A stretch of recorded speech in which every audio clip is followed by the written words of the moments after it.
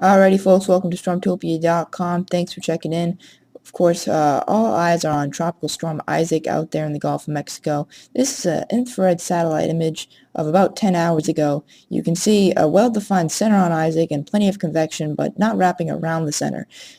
Well, since the last 12 hours, Isaac has formed a well-defined eye and almost has wrapped the convection all the way around the center.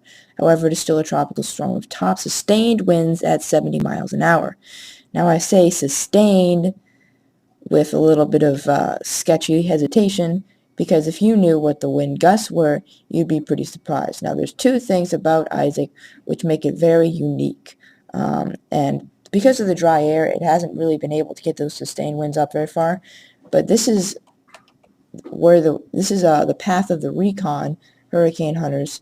You can see they went to all quadrants of Isaac. They found the strongest winds on the northeast side. Check out how strong these winds were. They found surface winds of about 64 miles an hour, which coincides with a 70 mile an hour sustained wind on Isaac. Sorry about my voice. Haven't had enough to drink this morning. But check out what they found at flight level. Now, flight level is about a few thousand feet up. So a few thousand feet up is where you get your wind gusts from. So how strong are the wind gusts a few thousand feet up? Well, only 102 miles an hour. How strong is the pressure? Only 970 millibars. So we have 100 mile an hour wind gusts and a Category 3 type hurricane pressure. It's because of the dry air that the sustained winds are not able to get all that high. So, because of that, I think wind gusts are going to be a major threat. And let's talk about my projected path for Isaac. First of all, really no change since last night. The only thing I've done is cut off the southern portion of the track because it's already moved on. I've made the exact area of Plaquemines Parish actually out of the cone of uncertainty. It's going to make landfall just west of Plaquemines Parish, where you can expect those winds to gust past 100 miles an hour. Wind gusts for this storm, I think anywhere from New Orleans to areas just south of Baton Rouge, south and east, 80, 90, 95 mile an hour wind gusts easily. And then once you get into the marshes, they'll probably be over 100. 110 mile an hour wind gusts were possible, I said last night. I think that's still possible, but a little bit less likely because they'll be making landfall on the upper end of a Category 1 hurricane instead of the lower end of a Category 2 hurricane. What is the difference? Nothing. And that is where you can see I can expect a Category 1 landfall winds 80 to 95 miles an hour just west of Plaquemines Parish. Okay, that's pretty much what I expect for landfall. I think rainfall hasn't changed since last night. Haven't had to update this map. Basically 1 to 5 inches for the entire southeast. Well, not the entire southeast, but the entire southeast and the moisture feed of the storm.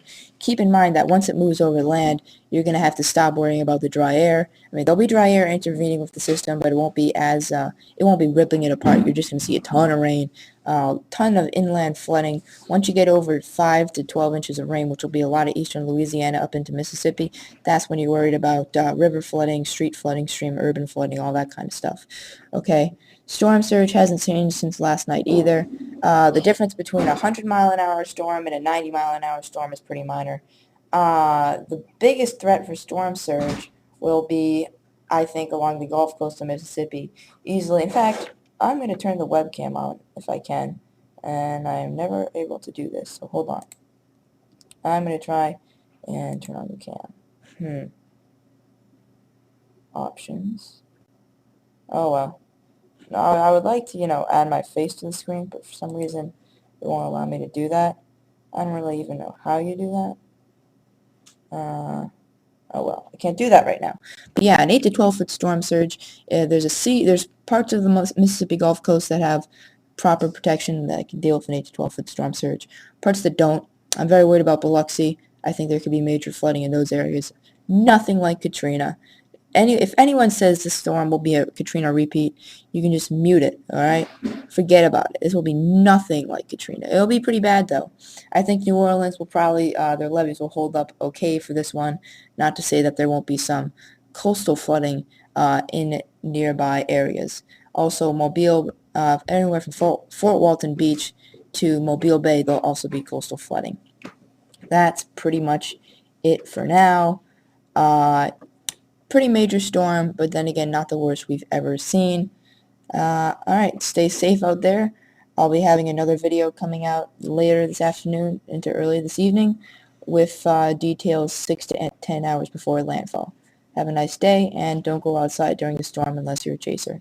In which case, you better get some good video for me to watch. Alright, have a good day.